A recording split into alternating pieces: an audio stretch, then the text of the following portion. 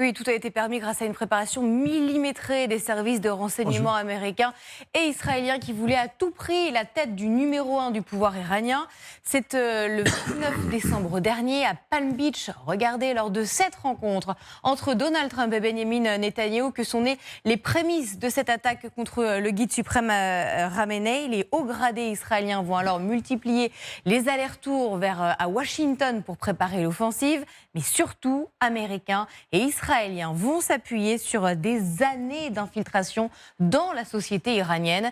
Selon le New York Times, la CIA pistait Ali Khamenei depuis des mois. Ses connaissances sur ses déplacements et ses habitudes s'affinaient de plus en plus. Et c'est donc un renseignement capital de l'agence américaine qui va tout faire basculer, à savoir les plus hauts responsables iraniens vont se retrouver ici dans une pièce avec en prime le guide suprême l'ayatollah Khamenei. Ça doit se passer donc samedi matin, samedi dernier, donc au cœur de Téhéran, dans ce lieu du pouvoir.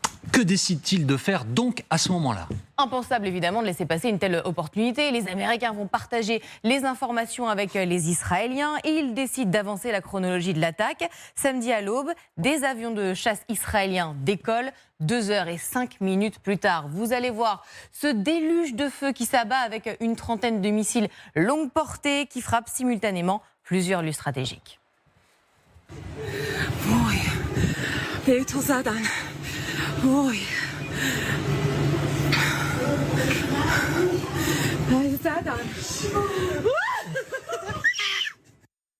Image ici du complexe résidentiel d'Ali Khamenei juste avant la frappe et vous allez voir l'étendue des dégâts. Voilà, juste après la frappe, le régime iranien est décapité. Non seulement le guide suprême, l'ayatollah Khamenei, est éliminé, mais également une quarantaine de hauts dirigeants, selon les Américains et les Israéliens, y compris le chef d'état-major des armées, le chef des gardiens de la Révolution, le ministre de la Défense et l'un des très proches conseillers du guide suprême. Le guide suprême, Solène, se savait menacé évidemment. Pourquoi n'était-il pas terré dans un bunker ? C'est vrai que c'est d'autant plus surprenant que Ali Khamenei avait intégré la méfiance, voire la paranoïa comme une seconde nature après plus de 37 années passées à la tête de la République islamique. Oui, mais les Iraniens se sont laissés avoir par de nombreux leurres israéliens, à commencer par cette annonce des Israéliens d'une visite du secrétaire d'État américain Marco Rubio qui devait avoir lieu normalement aujourd'hui et demain et qui laissait entendre que la négociation allait continuer. Autre leurre, ils avaient laissé penser, les Israéliens, qu'en cas d'attaque, les avions décolleraient de cette base du sud du pays, la base d'Ovda, au niveau ici des F-22 américains qui sont parqués. Mais ce ne fut pas le cas. Et ce ne sont pas les seuls éléments de diversion, comme l'explique cet ancien porte-parole de l'armée israélienne et ancien négociateur.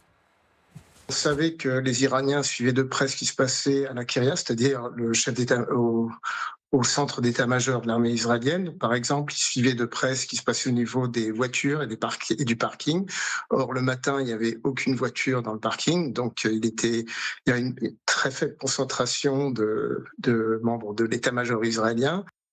Des Israéliens qui ont aussi laissé fuiter que leur chef d'état-major était resté chez lui ce week-end-là. Et puis, dernière surprise tactique, le fait que l'attaque a eu lieu de jour, alors que Tsahal privilégie normalement les frappes nocturnes qui lui offrent une couverture, comme ce fut le cas, rappelez-vous, lors de la guerre de 12 jours en juin dernier contre l'Iran.